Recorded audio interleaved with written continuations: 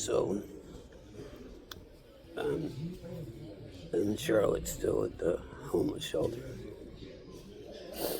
And I went to bed watching people get high. And thank God I was strong enough to say no. Because this morning, the gentleman sitting next to me was damn near dead. They just got done giving him 3 Narcans and getting him out to the hospital. And I gotta tell you,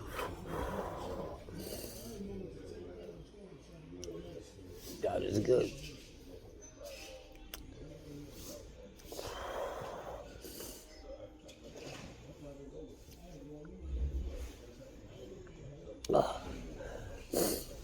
I understand now why I'm here.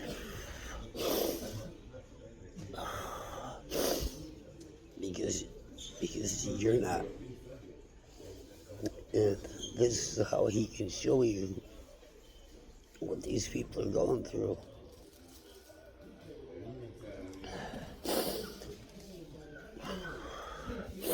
And I gotta tell you, I'm not gonna sit here and tell you that the gentleman next to me was my friend, because he wasn't. And I know that for sure, because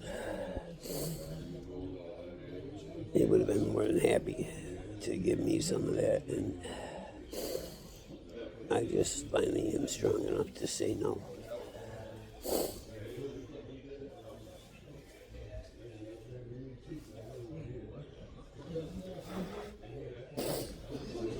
I go outside and I'm talking to another gentleman who says, there's a guy out here smoking crack at 4 o'clock in the fucking morning. In the snow, okay? Which I don't know how he got out the front door at 4 o'clock in the morning, but it's a whole nother story that somebody else should address, not me.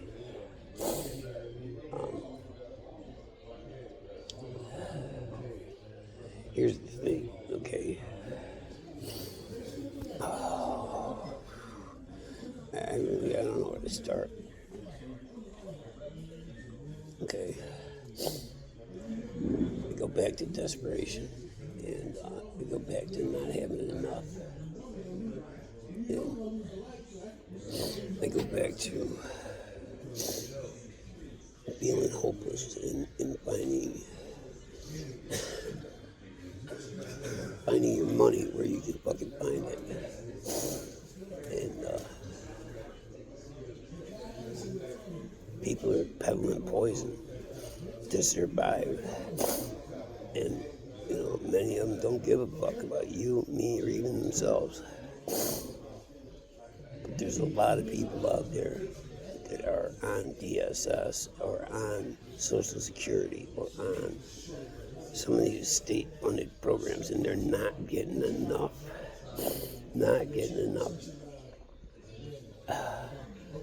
I'm fucking living. Oh, stay living. And I don't understand why I can talk to this fucking phone, but I can't sit down with the people that I need to sit down with. And I wish I had videos of some of this stuff. Like,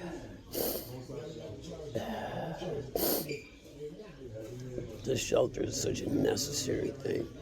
However, it's a dangerous place in every sense of the word.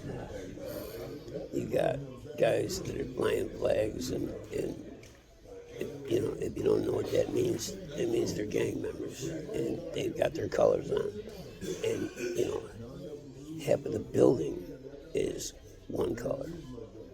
And they're the ones that can come and go as they please, wander as they please, do what they please. And that doesn't really make sense to me. But that really, I guess there's nothing that... The thing is, these places need to be open. There's snow here in North Carolina today, and it is brutal cold. They've shut the buses down. They've shut, you know, they're allowing us to stay in the shelter all day. In fact, they're not allowing anyone to leave and come back. So if you leave, you give up your bed and you're out there for the night. Now, you know, I sit here right this moment and I think about that dog last night or yesterday morning at the Urban Center when I was there getting a hot meal.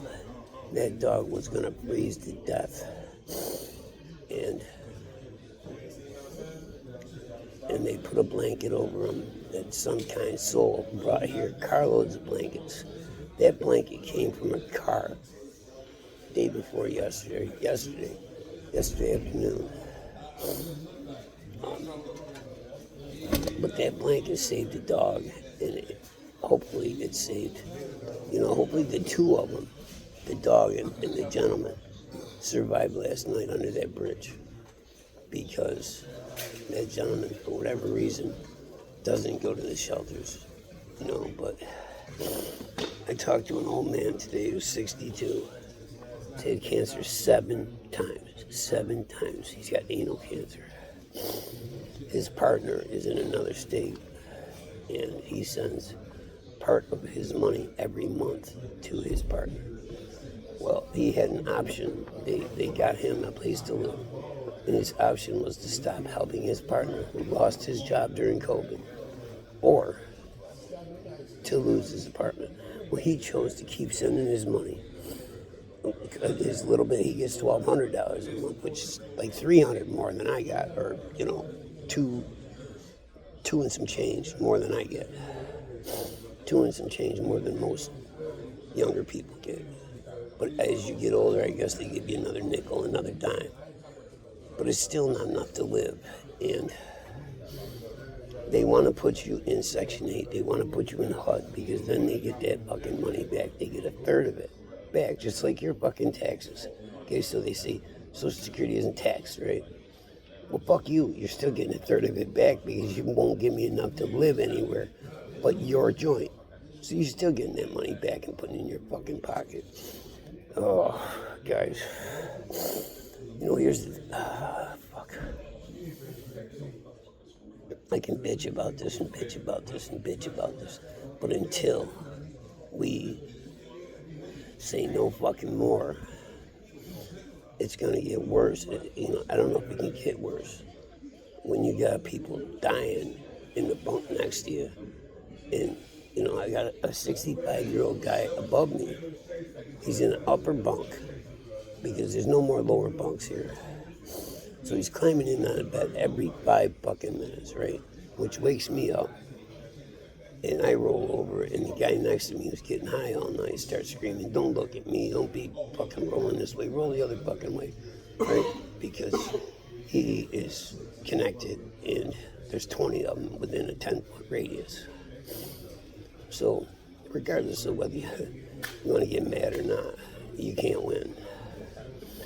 It's a no-win situation. Not much, man, not much. What a fucking morning. What a terrible fucking thing. Oh, what a terrible fucking thing.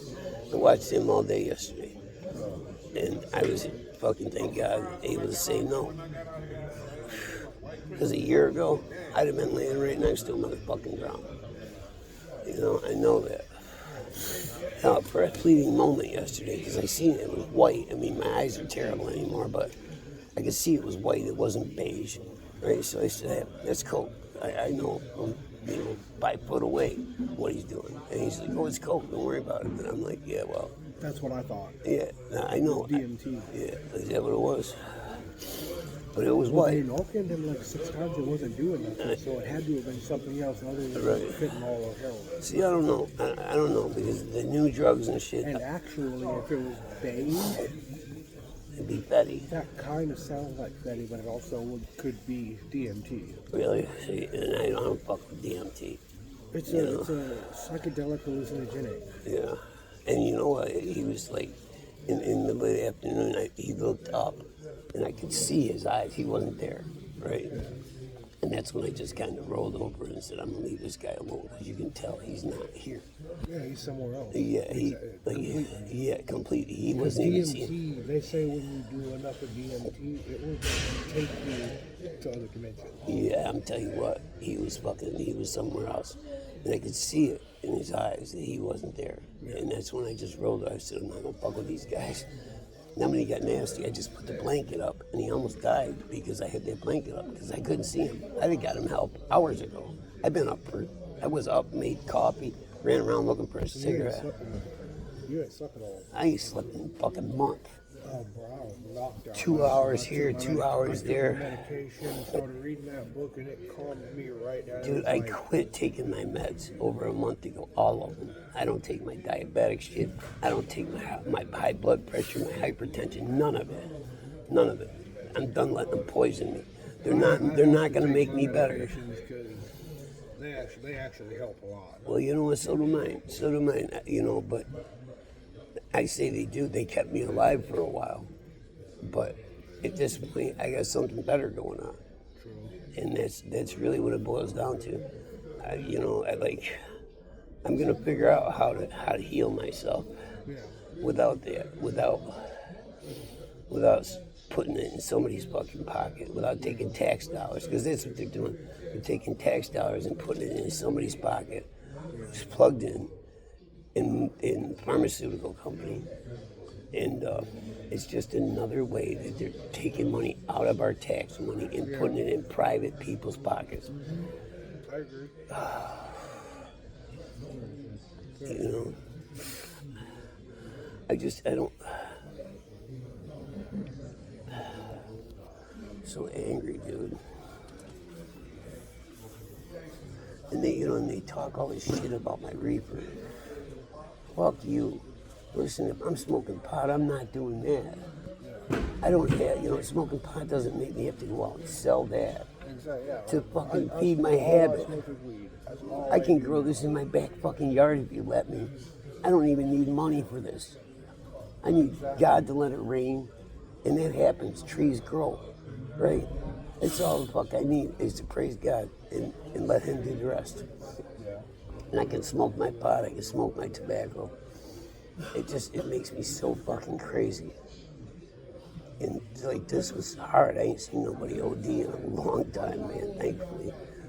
And it was me, not too awful long ago, waking up not knowing where I was. Yeah. Fucking scaring the fuck out of my family. Yeah. Making my kid hate me. Because I was so sad and so fucked up. I don't know.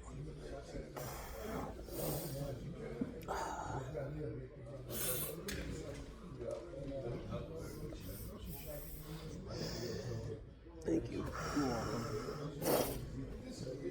So, I don't know.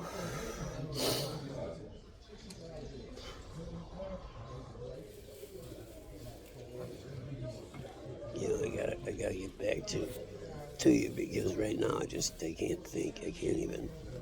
It's not going in my head because I'm so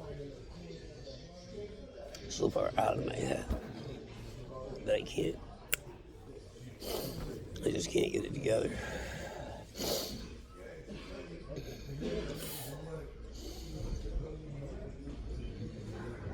Now I know why I'm here. Now I know why he's probably gonna fucking keep me here. I don't know, I hope not. I'm not sure. I mean, I was up middle of the night running around. I freaked out on our buddy because I woke up, I thought he was over top of me, right? And I just fucking snapped, right? And then some other dude's like, yeah, you got my fucking glasses. I'm like, go fuck yourself. You know what I mean? So I had this terrible night where I'm up at 4 o'clock in the morning telling people to fuck off. I'm running around the pod just telling people to fuck you. And it's not even who I am, you know what I mean? So, and then this dude next to me is just about dead in the morning. And, thankfully they got him where he had to go. But I walked in on several of my best friends dead over fentanyl overdoses. I'm telling you, I lost 2 of my best friends a year apart one from a cocaine and meth overdose. He had a bad heart and he did cocaine and turned around and did some meth and his heart blew up in his chest.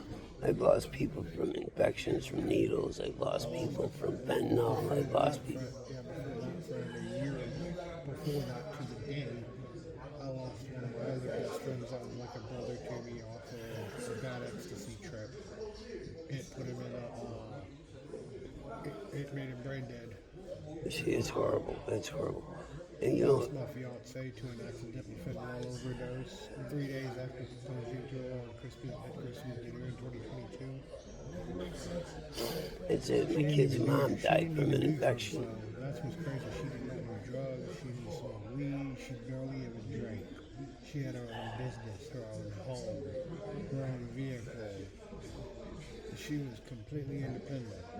And she hurt herself at work and stopped by somebody that she thought was cool, and he gave her what he said was hydrocodone. And It was a It press. was press fentanyl. It's in fucking Both cartels. of her little girls were at her mom's house for the weekend. She had the house to herself. She was just gonna get home. You ever seen how they Get in the do those? shower. They dump paint and flour and fucking all kinds of shit in that fucking thing, and then just press those fucking pills and send them to America. Yeah. Holy fuck. But she took it when she got home, hopped in the shower and everything, got out, and ended up falling out on the floor in the bathroom, and nobody was there. I'm telling you, I They did didn't so many find- her mom didn't oxycodones. find her until 2 But days- that's, you know, those until- oxycodones are why half the people doing fentanyl are doing fentanyl, because they went through that. Her mom didn't even know Fuck. anything. Her mom found her dead in her bathroom when she brought the girls back home to her 2 days later. And it's horrible. Like, one of the best people I ever watched die was a young man named Preston in Dansville, New York. And his mom found him in the bathroom. And I saw him 2 nights before that in a bar. And I could see in his eyes that he was out there. He was fucking fucked up. And I loved Preston. He was such a smart motherfucker. Maybe as smart a motherfucker as I've ever met. Brilliant, brilliant kid. And young, 25 maybe. He wasn't even, he was a young man. I've saved 2 of my friends from committing suicide. One of my friends called me one day when I was hanging out at my house with other friends, and he had real deep depression issues. I can relate to that. We all knew, me and all my friends knew he had a habit of trying to commit suicide. Right. He'd cut, he'd try to overdose. But before that, he'd always try to call somebody and just talk to them and reach out and just cry for help. Yeah, that's And he good. called At me- least he did that. That's And he probably what called kept me, and I could just hear it in his voice. Something wasn't right. Something's wrong. And he said what he had to say, and he's like, "I love you, big bro," and hung up. And I was like, I told my friends, just chill here. I gotta go do something. Right. I jumped on my bike and hauled ass over to his house, and he's in his backyard on the back porch with his wrist slit, No, slumped back in the chair. it's horrible. I snatched my shirt off, ripped strips off of my shirt to wrap around his wrists where the cuts were and block them off so it'd stop the bleeding. I called 911. I pulled him out of the chair and kind of laid him up against the bed where he's in a sitting position, and just kind of had a cold washcloth, ice cold washcloth, just started wiping his face. Like, come on, man, come on, wake up. He kind of came to, his eyes light. He's out. Yeah, he's awake, but his eyes are starting to roll back. Yeah, he wasn't And there. I'm like, come on, don't do this. And the paramedics pulled up and were able to save him and get They him to were. the hospital in time. Yeah. Good deal, good Another deal. one of my friends, we were having a house party at my friend's house, and it was his cousin, and this was really crazy because none of us expected any of this from him. He was not this type of person to take his own life. And during the house party late that night, like in the middle of the night, early morning, like 2, 3 in the morning, we were still partying, and he had disappeared. We thought he had went home. And my buddy comes, I go to my buddy and I'm like, hey man, let's go shoot some pool in the garage. He's like, what? Yeah, let's go. And me and him walk in the garage, and his cousins rigged a noose up on the garage rail, and is hanging from it with the chair kicked down. A buddy of mine did that, Well, but he was strong enough to I pull saw it. himself back up the rope and save himself. Oh, here's all the chair blue. Yeah, When no, me and my I'm friend walked telling. in, I had that same story. He hung himself in his dad's garage, but he was strong I enough. saw him, I ran up and grabbed his legs and lifted him up. I'm like, grab that machete, cut the rope. Right. And my friend grabs it, cuts the rope, and I let him drop into my arms and land down to the ground.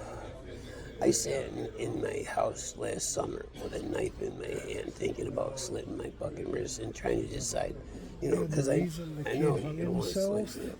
the reason his cousin tried to hang himself is because the girl I was with that night, God, he imagine that. had a crush on since elementary school. And My he buddy took it out- Kenny shot himself in the gut with a and he muzzle took it and loader, she picked me over that. and then dragged himself around the house because it was such a horrible thing. He shot himself in the gut with a muzzle loader, and it didn't kill him, right? So he dragged himself around the house trying to get to the phone. It was back when the phones were up on the wall, He couldn't reach him. and you can see where he's trying to drag himself up the wall with the blood. Yeah. And it was this horrible story. And we were kids, and it was over abroad. He went to college at Alfred, got himself in some trouble, got caught with some coke, and he was looking at some time, and he violated his probation. So I figured at that point I'm not going. He spent his whole the money they gave him for college, he spent, and he was going to have to get kicked out. Like it was, and So he was at the point where I'm not going back to prison. Well, I'll die before I go back. I think he had some problems at home. I think his dad was really tough on him. I think his brother might have been tough on him. I feel bad. But Kenny had I some feel problems. bad about Matthew, man, because the way his dad has him out here. Yeah. Like I respect how his dad's doing it because his dad doesn't want him to be independent. So Yeah, his I dad's don't know got anything his dad about ain't gonna let him Matthew. come to his dad's house. His mother just his mother's not a mother. Yeah. And he showed me a text from her He the other seems like a really good kid. He's a good-hearted kid. He is. I know and he is. I I can't know he figure is. out why, for the love of God, why his parents would leave him out here like this. And He showed me he's a so text. young. He showed me a message on Messenger from his mother when he left her a voice message on Messenger talking about, hey, I might have COVID. I may really need to talk to you. And her reply was, why are you telling me this like I care about your well-being? Really? Yeah. What the fuck? Somebody needs to go string her ass up. I'm like, I read that and I'm like, I'd go sell her my for heart dinner. broke for him. I'm like, bro. I swear to God, I'd go sell her for dinner. I'd I'm get like, close to her just to ruin that bitch. Like, if you don't protect your fucking I feel kids, like who's his going to dad- protect your I feel like children? his dad's trying to do this to toughen him up and get him independent. Eventually, Listen. I think his dad will let him come home. That kid's got a good heart. He does. He's got a really good heart. He does. I watched him with that fucking dog yesterday. When I come around the corner and seen him putting that blanket I over put the that blanket dog. on him. Okay, well, Yeah, I see. I had him go and he get was the right blanket for there. me because I held on a spot line. and When I came drank around the blanket corner, over him. he was with that dog. Yeah, I was too at And first. I see. That's good. That's Yeah. good. But that says something about both of you. You know what I mean? And I just get done talking about that guy because they slept under a bridge the other night, and the dog couldn't go in and get warm. While the guy did. The guy had to go in and eat. He had never made it. And they were under that bridge last night. Yeah. I want to know how they're going to survive today because there's nothing open. The urban center ain't open. See, in Maine, the nice thing about Maine is when it's like this outside in Maine, they'll let the homeless come in and sleep in the hotel lobbies. Right. Yeah, airports, any of that shit. Yep. See, and it's a different thing here because it's not usually this cold, but No, exactly. But it's it only takes a night or two. yeah. You know what I mean? And it's been cold for a But it good really week. genuinely only takes a night for it to be cold enough for you not to make it. Dude, well, here's the thing. Yesterday afternoon, just waiting for them to open the doors. What'd they tell us? 12 o'clock? The- 12:30? Yeah, it was They told us 12:30. It was 1:40 1:40 something. And that hour was the worst hour that I spent outside since I was in Sanford one night in that truck with no I feel floorboard. like when Stephanie told us they're about to open the door when she was leaving, Yeah. she's the big wig. She's the big wig. I don't know. Boss lady. I don't know who Stephanie is. Stephanie was the blonde with the glasses that came out the front door on her way out, leaving. Yeah, that was telling everybody, hey, everybody can listen stay up, tomorrow. I got an announcement to make. Yeah, that was Stephanie. Yeah, I thanked her. She runs this whole fucking place. Right. See, that's So I pulled her aside and asked her, I'm like, how would I go about volunteering over here at the shelter? Because I told her I tried to volunteer at the day center, but they said if I'm not housed, they won't accept me. yeah. But I'd like to volunteer and help out. And I was told to ask about doing that. See, I don't over here. want They to. I did. don't want to be here. Period. Honestly, because this is a I'm dangerous hoping place for Monday- me. I'm praying to God Monday and Tuesday, me and Matt, when we go to this office to talk to this guy, he is able to get us out of this fucking house. I need to change my life, and I can't do it from here. I need to go to college, or I need to start a business. I need to Come do with something. us to this house. I'm going. That, We'll we're go doing that. either Monday or Tuesday. Oh, okay. Because, well, tomorrow it's supposed to be 30 degrees, so they're going to send us out. But we'll go tomorrow. I was gonna say if they send us out, let's go tomorrow. Yeah, Let's exactly. go because that was my plan from word go. That's why I got felt the so phone bad with the about address on it, the getting dude's crazy number, with everything. Matthew this morning. Like I felt like a shithead because like I don't know what the fuck that was all about. But I woke up and I thought I saw him standing at my feet. Did you take any of that shit? No, not a bit. None. Absolutely none. They offered it to me 2 or 3 times, and I said no. You know what I mean? That, bro. I swear to God, no. I said no. I actually, when I saw the Coke and I thought it was Coke, I was like, whoa. Yeah, no. I I even kinda got wanted- up and put a blanket on because I didn't want to fucking deal with I dumb almost shit. sat my book down and walked over. Hey, can I get a walk on that Coke? Yeah. Then I thought instantly, like, nope, don't want to do that. No. Nope, because that's going to lead me right back to where I was. Active addiction, Yeah. Coke, And meth, all it's that. it. It's a doorway that I don't want to open. No. You know what? Here's the thing. It was too fucking hard to quit. It is. You know what I Bro, mean? was And then addicted- every I day- was addicted to meth from the time I was 18, 19. See, I don't know. I can't see that. Till I was 32. Yeah. would- Here's the thing. I'd I just st- know I can't help But nobody see, else once until I help me. Once I started doing it, the It's person, not that I don't want to help somebody in here. It's that I can't help them until I you help gotta me. help yourself before you can help And I anybody got to else. get me in a place where I can take care of myself because I'm not taking care of myself. This isn't who I am. I feel you. You know, But I don't shave. I don't clean up. I fucking am just absolutely unhappy. And until I can get myself well, I'm not gonna be no good for fucking nobody. You know, and so I can take the drugs out of my life. But is that gonna fix me? No, absolutely not. I need more than that. I deserve more than that. You deserve more than that. We deserve more than that. the person that introduced me to meth Those are had bare direct minimums. connection with cartel. So Yeah. every time he re-upped after he introduced me to it, he'd call me up and be like, "Hey, bro, I'm outside. Come and jump in the ride real quick." I go outside. I jump in the passenger seat. He'd reach over and drop 2 full zips in my lap of meth. Yeah. And he'd be like, "Bro, that's you. You don't owe me nothing. Do what you do. Sell it. I don't care. Make your money. Yeah, I have fun. It's you." I remember hanging out with broads. I'd dap them up, get out with it, have it up on them, both of the gallon zippies full of it. Yeah, Have that's it what I'm stuck up talking under my about. hoodie, I used to walk watch into the chicks house, run around with bags of coke, walk into crack. the house, walk into my room, and I'd start laying it up and bagging it up. Mm-hmm. And separating what was personal and what was for sale. The only thing that saved me, I And think, I'd is stay my awake love for for- my kid. I'd stay My, awake I a like month I at a kept time. going home. I I'd stay kept awake going every home. month at a time now. No sleep. You can't do that. I would get crazy before that happened. I get too crazy. But see, I have ADD and bipolar, so I got ADHD. I react differently to meth than other people. Right. Meth for me is like Adderall for somebody Some who's people, prescribed Adderall. I'm telling you, I've seen people that It stay up makes me forever super- and they're it makes me- focused it and gives they're, me energy, but it makes me. you know what it super, reminds me super- of? It like slows everything down. My There was a brain movie. down, my senses. I can actually. Like it's almost like I feel like I have like it heightens all of my senses. Right, But right, at the right. same time, it's like a mellowness that just comes over me. I'm super aware. I'm hyper aware of everything. See, I don't ingest enough water and I get dehydrated and it's just what takes me up. I don't eat, I don't drink, I don't do nothing. I drink. I don't do nothing but fucking chase broads and fucking I get pretty high. much be on a liquid diet when I was on meth because I would never eat. It'd kill my appetite. Right. I don't know. And I'd stay awake like from the beginning of a month to the last 3 days of the month, I'd stay awake until those last 3 days when I was out of everything and broke. And Wow. didn't have shit. See, if you could last that long, you must have been hustling because you weren't getting that money from DSS or Social Security or nobody else. No. You can't survive fucking that 27 days on any of what you're My getting. choice was meth. Mm-hmm.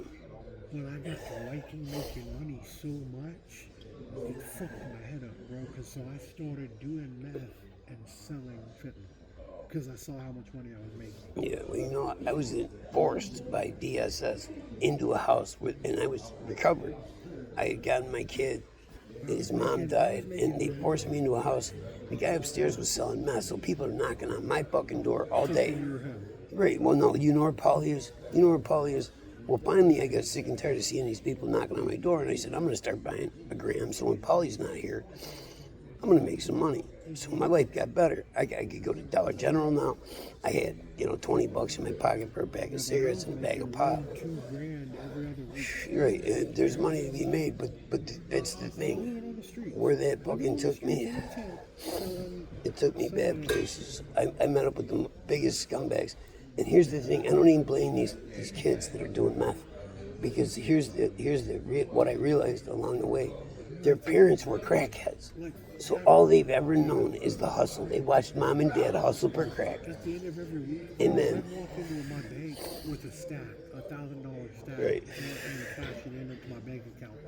And I kept doing that. Eventually, guys, I walked in one day, bro, and the teller and everybody was looking at me like almost you could see them, the gears turning in their head, like, how the fuck is this jit making this much fucking money every week? At the end of every week, he's bringing that. it's so easy to make money when you're selling drugs. It's fucking But the crazy. way they started looking at me, bro, it's almost like they started knowing what the fuck I was doing. Yeah. And it started sketching me out. Yeah. Like, so eventually I changed bank accounts. I had everything switched. I opened another bank account, had all my funds switched over to that bank account. So, but eventually that bank started doing the same thing. So I had to move the banks again Yeah. to keep everything like below the radar. Right. I just heard a story about somebody who was stealing, I think from me, but they were stealing and they stole a good amount of money. And with that said, what they did is they couldn't put the money in their fucking bank account, so they were running around looking for people to open bank accounts and stuff money in it because they're on fucking methadone clinic or whatever, Suboxone clinic, so they can't let go of that because that's $1,200 a fucking month for those drugs. Is Jackson Florida? No, that's Is that another. all affiliated? That went around hitting trap houses for the sales of money and run off with it. You kidding me? They were doing that in Tampa 25, 30 years ago. Miami, Tampa, Hialeah, all over. Hit the dope road, hold up, stick up the dope road. Corners, they run down and kick doors in the trap houses and everything down, steal money and drugs. But see what they do, they don't ever use the money or drugs. Yeah, they sell them. No. They turn it over to the authorities to get it off the street. Really? Wow. And it's a group of bikers I know in Jacksonville, Florida. No that are shit. affiliated with the Outlaws. Really? Now that's a story I Because it's never moving heard. into their area. That's a story I never heard because, like, the ones that I But knew, these are recovered. yeah. They're That goes back to a story I was talking about yesterday. A guy preaching. They've changed their lives. Yeah. So now they defend the weaker people. They're You know like what? guardians. They call themselves guardians. Right. And it's a whole, they've disbanded from outlaws.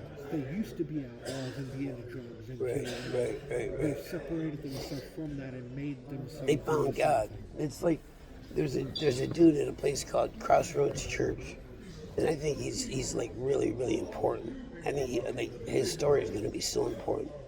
Anyway, he was a Hell's Angel, and he's now a minister at this enormous church. It's as big a church as I've ever seen in America. I mean, it's a big church. Yeah. And he came out to my truck and prayed over me one day when I was homeless. I've always wanted to go to Hillsong United in Sydney, Australia. Yeah. You know that big weird building they've got in Australia? I want to see the cathedrals in Spain and France, the Templar stuff. I want to build one. I think up in the You know, in mountains. Jacksonville, Florida, when I was out there, or not Jacksonville, Florida, it's, I can't remember what city, but it's called the Coral Castle. Yeah, And it's this one guy built it all by hand using coral from the ocean. right. And it's a castle made out of coral. Listen, when He the will's built it there, piece by piece. when the will's there, you know, I don't know. There's all kinds of things out there that are unexplainable, and people I'd do like to shit. go to Tortuga Bay too, in the Keys. Yeah, I like the Keys, but I never could make it to the Keys. I got to I stayed in the Key Keys for a Largo. while. Key Largo is as far as I got. Oh, I've I been all broke the way through down the twice. Keys to the bottom and then all the way back You up. know that that strip of land that goes out to Key Largo Yep. from Miami, Yep. North Miami. Yep. I never got all the way past Key Largo.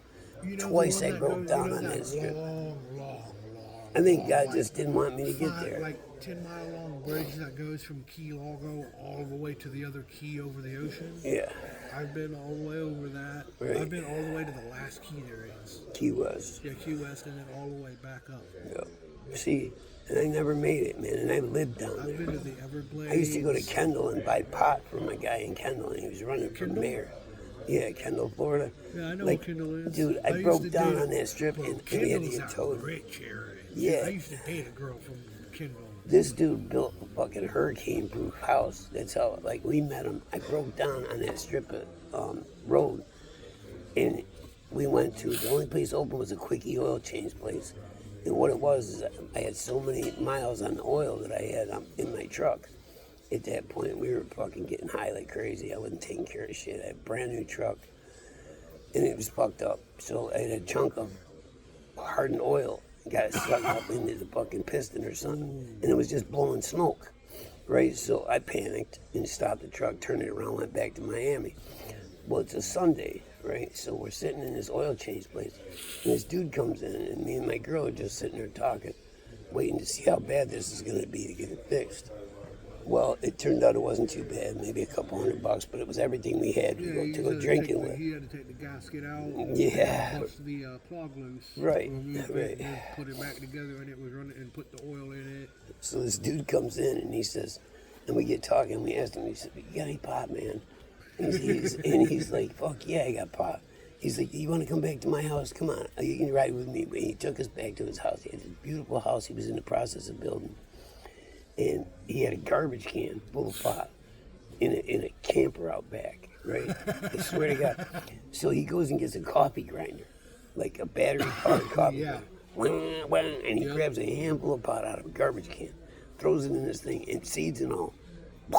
Because this is like 1990 or something, you know what I mean? We're still bringing pot from Jamaica or fucking Mexico or whatever, you know what I mean? It wasn't coming from Canada yet. Might even been 1980 something. This first time, it was the second time I ever smoked weed. I smoked with my parents. Bro, my parents got me so fucking stoned, Yeah. bro. I was literally stuck in a plastic chair in our garage around we called it the round table. Yeah. So I was stuck.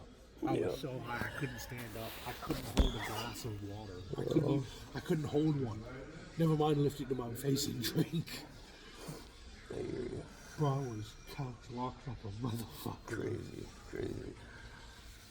And that's the thing, man. It's one of those things, you know. That, I don't know. There's got to be purpose to some of this because it's so far from what I thought my purpose was. I don't know. I mean, I don't know. I kind of saw it to be similar to this, but I didn't know there was going to be such a degree of fucking. I knew there'd be sorrow, but misery is right. I didn't think it was going to have to be a miserable fucking thing. And it's just become this. Hey, just keep this in mind, Pops. Who's The I? the sun always shines after the storm. Yeah, I know. Here's the thing, though. And man. every storm runs out of rain. Yeah, and I love that song. And then Gary Allen. I remember. I did too. Oh, the same guy did Smoke Rings in the Dark, Airplanes. I want to say it might be a Tyler Forrest song. That came from too. Maybe it is. I have to look it up and give credit where it's due. It's a good tune, though. Yeah. I know the song. But... I'm gonna try to get some more coffee. Yep. Hey, I got sugar over here. If they give me a cup of fucking Joe. I've been trying to fucking brew my own, and I'm just making a mess of it. All right, so I guess be a fly on the wall. That's as close as you're gonna get to, morning in a shelter. So take it for what it is, and think about it. Because I say again, how many checks are you or your kids? And are you able to help them if they find themselves in this place or in this position? Or do you need Uncle Sam to step in and help your children? Because at this point, the reality is exactly what you saw right here. And it's just a little tidbit. And don't get me wrong, I mean, breakfast has been served. It's warm, watching the snow outside. So it could be worse. It could be under a bridge, cuddling with my fucking dog. But those guys are out there too. And I hope to God I see that man tomorrow or in the coming days with his dog. Because I will guarantee the only way they survived last night is together, holding each other. So while you're kicking a fucking dog, you piece of shit, while you're mistreating your animals, I say again, you piece of shit, that dog may keep you alive one day, and you're still a piece of shit. That dog don't care. It's gonna love you anyway, which is why you're a piece of shit.